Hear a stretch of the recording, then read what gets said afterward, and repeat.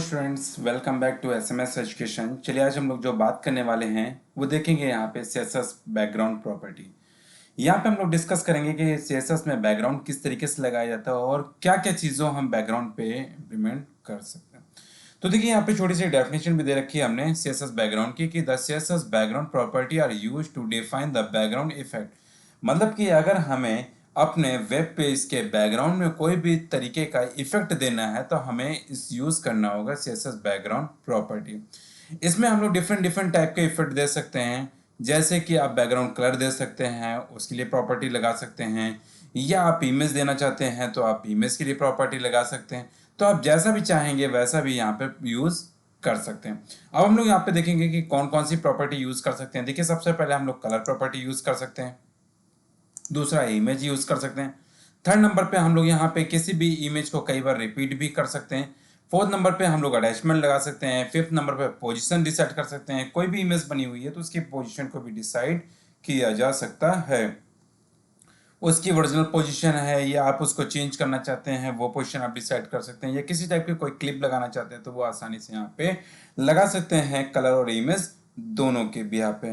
तो अब हम लोग देखते हैं इसका एक छोटा सा प्रोग्राम और वो किस तरीके से यूज होता है। तो देखिए हम लोग यहाँ पे देखते हैं कि जैसे ये बैकग्राउंड आप देख पा रहे होंगे, कुछ कंटेंट लिखा हुआ है और इसके पीछे बैकग्राउंड है।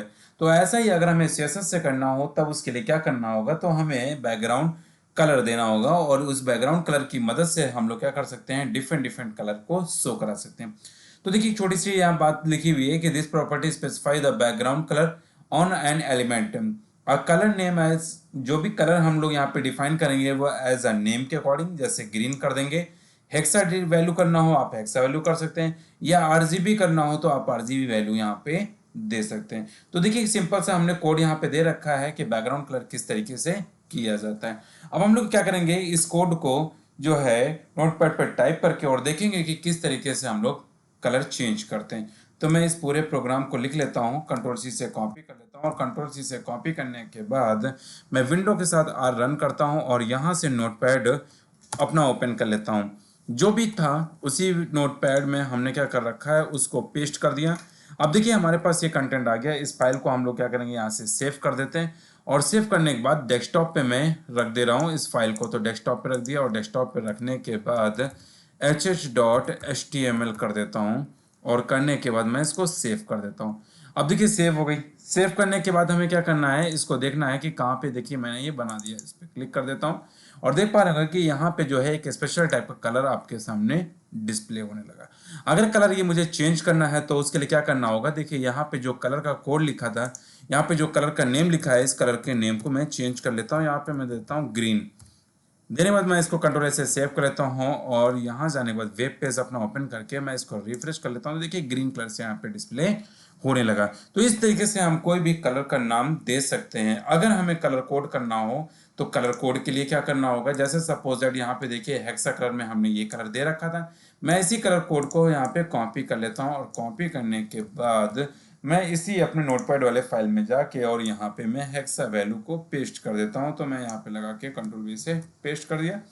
पेस्ट करने के बाद मैं इसको सेव कर देता हूँ और सेव करने के बाद अपने वेब पेज पे जाके और इसको क्या कर देता हूँ, यहाँ से जो है कलर चेंज करना। तो देखिए यहाँ पे आप देख पा रहे होंगे कि ये ब्लू कलर से हो गया। इसी तरीके से हम लोग डिफरेंट डिफरेंट टाइप के कलर यहाँ पे चेंज कर सकते हैं। जो कलर जैसा चाहेंगे वैसा कलर यहाँ पे डिस्प्ले कर सकते हैं। तो ये तो रही है हमारी कलर प्रॉपर्टी और इस कलर प्रॉपर्टी की मदद से हम लोग डिफरेंट डिफरेंट टाइप के कलर को दे सकते हैं। नेक्स्ट हम लोग देखते हैं यहाँ पे क्या दिया था। अब देखिए इमेज प्रॉपर्टी, यहाँ पे हम लोग इमेज भी दे सकते हैं। तो इमेज करने के लिए क्या करना होगा, अब देखिए वहां पे हमने बैकग्राउंड कलर दिया था। देखिए यहाँ पे क्या लिखेंगे, बैकग्राउंड कलर, और बैकग्राउंड कलर देने के बाद यहाँ पे अब हम लोग लिखेंगे यहाँ पे इमेज, और इमेज के साथ साथ यहाँ पे यूआरएल भी देना होगा। तो मैं पहले इस कोडिंग को अच्छे से समझा दे रहा हूँ कि किस तरीके से यूज करना है। तो देखिए यहाँ पे हमें डॉक टाइप एचटीएमएल लिखना होगा और एचटीएमएल फिर हेड और फिर टाइटल। टाइटल करने के बाद फिर बॉडी और बॉडी में लिखना होगा बैकग्राउंड कलर, और कलर करने के बाद फिर उसका कलर का नाम दे देना होगा। लेकिन ये सब हेड के टाइटल टैग के अंदर में रहेगा। देखिए हमने टाइटल टैग भी लगा दिया और साथ में हेड को भी हमने यहाँ पे क्लोज कर दिया और बॉडी यहाँ पे दे दिया। बॉडी में जो भी चीज़ें आपको देना है वो आप यहाँ पे मैसेज के रूप में डिस्प्ले कर सकते हैं। तो इसी तरीके से अगर मैं चाहता हूँ कि यहाँ पे कोई इमेज लगाना है तो मैं इमेज के लिए भी देखिए कोड है, मैं इसी कोड को उठा लेता हूँ, कंट्रोल सी से कॉपी कर लेता हूँ और कॉपी करने के बाद उसी नोटपैड में उसी फाइल में मैं इसको पेस्ट कर दे रहा हूँ। कंट्रोल वी से पेस्ट कर दिया। पेस्ट करने के बाद इस फाइल को मैं सेव कर देता हूँ और सेव करने के बाद यहाँ पे जाता हूँ और इसको मैं रिफ्रेश कर लेता हूँ। तो देखिए अभी कोई भी बैकग्राउंड इमेज नहीं आई, क्योंकि एक डैमी इमेज पड़ी हुई थी। यहाँ पे आप देख पा रहे होंगे, देखिए बैकग्राउंड इमेज पड़ी हुई है, लेकिन ये हमारे बैकग्राउंड में नहीं। तो हम क्या करेंगे, गूगल से पहले एक इमेज डाउनलोड कर लेते हैं। यहाँ पे जाता हूँ और यहाँ पे मैं एक रोज़ की इमेज में डाउनलोड कर लेता हूँ और डाउनलोड करने वजह से ये इमेज लेनी, तो मैं राइट क्लिक कर देता हूँ और इसको मैं सेव एज कर देता हूँ।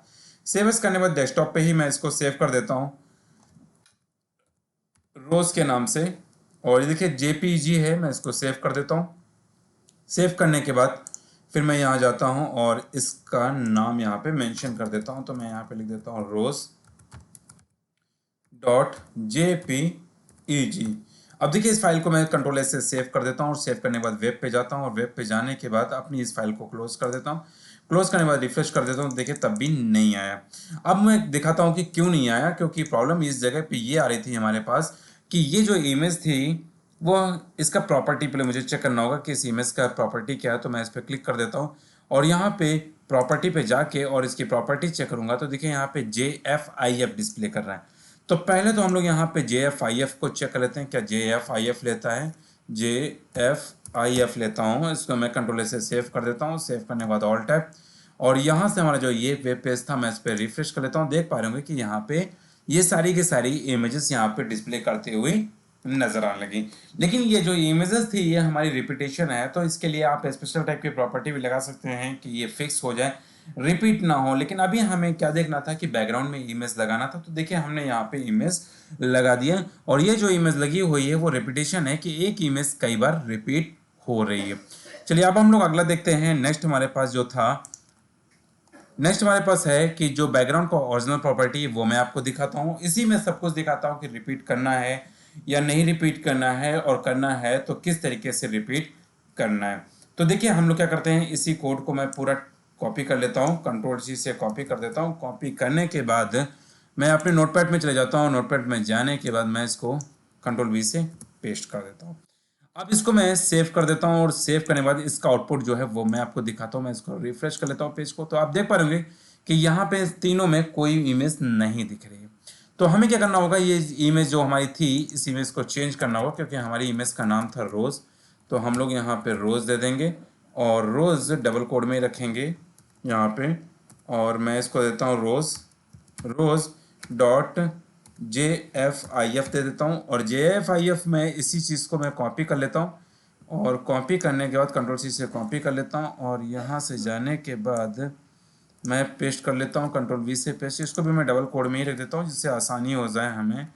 इसको भी मैंने कर दिया। अभी मैं इसको समझा देता हूँ मैंने कहाँ पे क्या क्या चीज़ें यूज़ की हैं। मैं इसको भी यूज़ कर लेता हूँ और यहाँ पे भी मैं दिखा देता हूँ। क्लोज कर दिया। अब ये कंट्रोल से सेव कर दिया। सेव करने के बाद ऑल टाइप कर दिया और टाइप करने के बाद देखिए मैं रिफ्रेश कर लेता हूँ।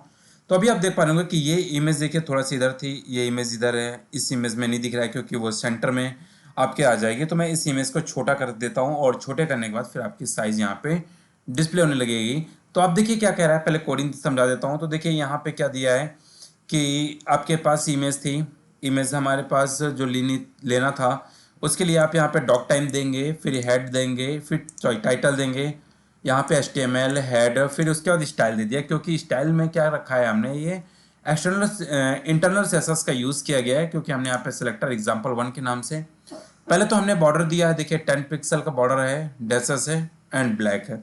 तो ये आप देख पा रहे होंगे कि यहाँ पे ये बॉर्डर आपको डिस्प्ले करता हुआ नज़र आ रहा है।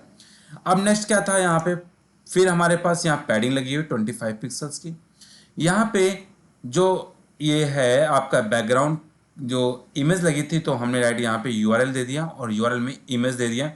और इमेज में हमने क्या दे रखा है, बैकग्राउंड जो है वो रिपीट नहीं हो रहा है, इसलिए एक ही इमेज आपको वहाँ पे डिस्प्ले कर रही है।